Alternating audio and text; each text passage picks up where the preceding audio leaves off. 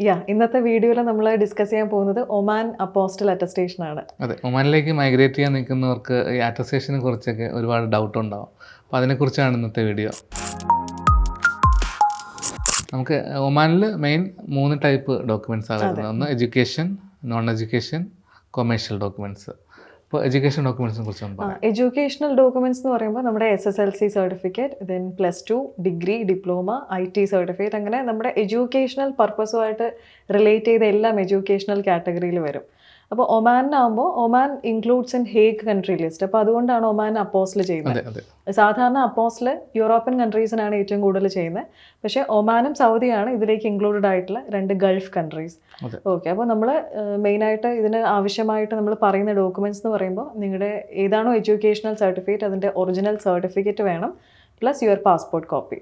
ഇത് രണ്ടും മാത്രം മതി ഒമാൻ അപ്പോസ്റ്റൽ ചെയ്യാനായിട്ട്. വെരി ഈസിയാണ്. പിന്നെ ഒമാൻ അപ്പോസ്റ്റലിനും QR കോഡൊക്കെ ഇപ്പോൾ ആക്റ്റീവ് ആയിട്ടുണ്ട്. അങ്ങനെ പറയണമെങ്കിൽ നമുക്ക് അങ്ങനെ പറഞ്ഞ് ചെയ്യാം. അല്ലാതെ നോർമൽ ആയിട്ടുള്ള അറ്റസ്റ്റേഷൻ വേണമെങ്കിലും ഒമാനിന് ചെയ്യാൻ പറ്റും. അപ്പോൾ ഇതിൻ്റെ ഒരു ചെയിൻ ഓഫ് പ്രൊസീജിയേഴ്സ് വരുന്നത്, ആദ്യം നമുക്ക് നോർക്ക അറ്റസ്റ്റേഷൻ ചെയ്യണം if the document is issued in Kerala. അല്ല ഔട്ട്സൈഡ് കേരള ഇഷ്യൂഡ് ആണെന്നുണ്ടെങ്കിൽ HRD ചെയ്യാം. പിന്നെ ഒമാൻ അങ്ങനെ HRDയും നോർക്കയും ഡിമാൻഡ് ചെയ്യുന്ന ഒരു കൺട്രി അല്ല. കാരണം നോർമൽ ഒരു സബ് ഡിവിഷണൽ മജിസ്ട്രേറ്റ് ചെയ്താലും ഒമാൻ അക്സെപ്റ്റ് ചെയ്യും. അതുകൊണ്ട് കുറേ ടൈം കൺസ്യൂമിംഗ് ആയിട്ട് HRDയോ നോർക്കയോ ചെയ്ത് സമയം കളയണ്ട. അപ്പോൾ നിങ്ങൾക്ക് ഡയറക്റ്റ്ലി SDM ചെയ്ത് MA ചെയ്തിട്ട് ഒമാൻ അപ്പോസ്റ്റൽ ചെയ്യാൻ പറ്റും. അതാണ് എഡ്യൂക്കേഷണൽ സർട്ടിഫിക്കറ്റ്. രണ്ടാമത് വരുന്നത് നോൺ എഡ്യൂക്കേഷൻ ഡോക്യുമെൻറ്റ്സ് ആണ്. നോൺ എഡ്യൂക്കേഷൻ ഡോക്യുമെൻറ്റ്സ് എന്ന് പറയുമ്പോൾ നമ്മുടെ marriage certificate, birth certificate, experience certificate, അത് എഡ്യൂക്കേഷൻ ഇല്ലാത്ത എല്ലാ ഡോക്യുമെൻറ്റ്സും നോണിൻ്റെ അണ്ടറിലാണ് വരുന്നത്.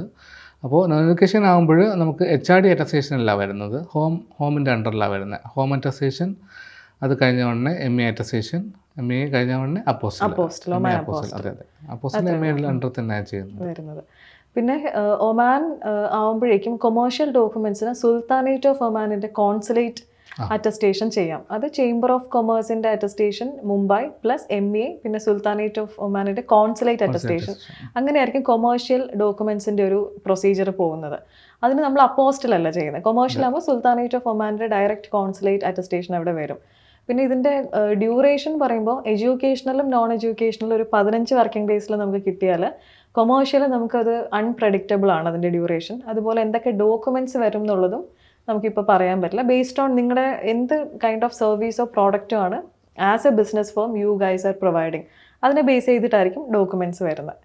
എന്നാലും ഒരു പൊതുവേ വരുന്നത് സർട്ടിഫിക്കറ്റ് ഓഫ് ഒറിജിൻ ഉണ്ട്, പിന്നെ ഹെൽത്ത് സർട്ടിഫിക്കറ്റ് വരുന്നുണ്ട്, ഡിസ്ക്രിപ്ഷൻ ഓഫ് കൺസൈൻമെൻറ്റ്, പിന്നെ ഇവരുടെ പവർ ഓഫ് അറ്റോർണി, അതൊക്കെ അതിൽ വരുന്ന കുറച്ച് ഡോക്യുമെന്റ്സ് ആണ്.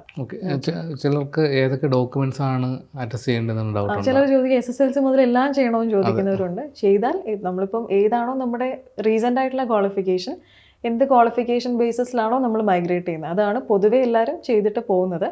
പിന്നെ നമ്മുടെ എംപ്ലോയർ ഡിമാൻഡ് ചെയ്യുന്നവരുണ്ടായിരിക്കും. അപ്പം 10th, +2, ഡിഗ്രി എല്ലാം ചെയ്യണം എന്ന് പറയുന്നവരുണ്ട്. സോ ബേസ്ഡ് ഓൺ ദാറ്റ് അങ്ങനെ ചെയ്തിട്ട് പോകുന്നവരുണ്ട്. പിന്നെ മെഡിക്കൽ പ്രൊഫഷണൽസ് ഒക്കെ ആണെങ്കിൽ എക്സ്പീരിയൻസ് സർട്ടിഫിക്കറ്റും രജിസ്ട്രേഷൻ സർട്ടിഫിക്കറ്റ്, ട്രാൻസ്ക്രിപ്റ്റ് ഒക്കെ ഈ ഡിഗ്രി ഓർ ഡിപ്ലോമയുടെ കൂടെ ചെയ്യുന്നത് നല്ലതായിരിക്കും. നോൺ എഡ്യൂക്കേഷനിൽ ശ്രദ്ധിക്കേണ്ട ഒരു കാര്യം, ബർത്ത് സർട്ടിഫിക്കറ്റ് ആണെന്നുണ്ടെങ്കിൽ, ഇപ്പോൾ കുഞ്ഞിൻ്റെ ബർത്ത് സർട്ടിഫിക്കറ്റ് ആണെങ്കിൽ കുഞ്ഞിൻ്റെ പാസ്പോർട്ട് കോപ്പി പേരൻസിൻ്റെയും കൂടെ അവിടെ സപ്പോർട്ടിംഗ് ആയിട്ട് മാൻഡേറ്ററി ആയിട്ട് വെക്കുക. ഡെത്ത് സർട്ടിഫിക്കറ്റ് ആണെങ്കിൽ മരിച്ചുപോയ ആളുടെ പാസ്പോർട്ട് കോപ്പി ഉണ്ടെങ്കിൽ അത് വെക്കാം. ഇല്ലെങ്കിൽ അതിന് അത്രയും വാലിഡിറ്റി ഇല്ല, ബിക്കോസ് ആൾ എക്സിസ്റ്റ് ചെയ്യുന്നില്ല. അപ്പോൾ ആളുടെ വൈഫോ അല്ലെങ്കിൽ ഹസ്ബൻഡോ മക്കളോ അങ്ങനെയുള്ളവരുടെ പാസ്പോർട്ട് കോപ്പിയും വെക്കാം. അതൊക്കെയാണ് മെയിൻലി വരുന്നത്. മാരേജ് സർട്ടിഫിക്കറ്റ് ആണെന്നുണ്ടെങ്കിൽ ഹസ്ബൻഡിൻ്റെയും വൈഫിൻ്റെയും passport copy, marriage certificate original. ഈ അറ്റസ്റ്റേഷൻ എല്ലാം ഒറിജിനൽ സർട്ടിഫിക്കറ്റിൻ്റെ പിറകിലായിരിക്കും വരുന്നത് ചെയ്യുന്നത്. പിന്നെ ഇപ്പോൾ കുറേയും കൂടെ ഈസിയാണ്, ഇവർക്ക് ഡൗൺലോഡ് ചെയ്ത് എടുക്കാൻ പറ്റുന്നുണ്ട്. അപ്പോൾ ഇപ്പോൾ നമ്മുടെ ഡിഗ്രി ഒക്കെ ആണെന്നുണ്ടെങ്കിൽ നമുക്കത് പറ്റില്ല, അത് ഒറിജിനൽ ഹാർഡ് കോപ്പി തന്നെ ഹാൻഡ് ഓവർ ചെയ്യണം. മാരേജ് സർട്ടിഫിക്കറ്റ്, ബർത്ത്, ഡെത്ത് ഒക്കെ ചെയ്യുന്നവരാണെങ്കിൽ നമുക്ക് സൈറ്റിൽ നിന്ന് തന്നെ ഡൗൺലോഡ് ചെയ്ത് എടുക്കാവുന്നതേ ഉള്ളൂ. അപ്പോൾ ഇറ്റ് ഈസ് ക്വൈറ്റ് ഈസി. നമ്മുടെ ആ ഒരു ഡോക്യുമെൻറ്റ് സബ്മിഷൻ ചെയ്യുന്ന ടൈമൊന്നും അവിടെ വരുന്നില്ല. അപ്പോൾ ഇത്രയേ ഉള്ളൂ നമുക്ക് ഒമാൻ അപ്പോസ്റ്റലിനെ കുറിച്ച് പറയാനായിട്ട്. ഇതിന് കൂടുതലായിട്ട് എന്തെങ്കിലും നിങ്ങൾക്ക് ഇതിനെക്കുറിച്ച് അറിയണമെന്നുണ്ടെങ്കിൽ നമ്മുടെ ചാനൽ സബ്സ്ക്രൈബ് ചെയ്യുക. ഫർദർ ആയിട്ടുള്ള ഒത്തിരി വീഡിയോസ്, ഇൻഫർമേറ്റീവ് വീഡിയോസ് വരുന്നുണ്ട്. പിന്നെ നമ്മുടെ കസ്റ്റമർ കെയർ നമ്പർ ഇവിടെ മെൻഷൻ ചെയ്തിട്ടുണ്ട്. സോ ഡയറക്റ്റ്ലി കോൾ ചെയ്തിട്ട് ഡീറ്റെയിൽസ് എടുക്കണം എന്നുള്ളവർക്ക് അങ്ങനെയും വിളിക്കാം. Okay, so stay tuned. By.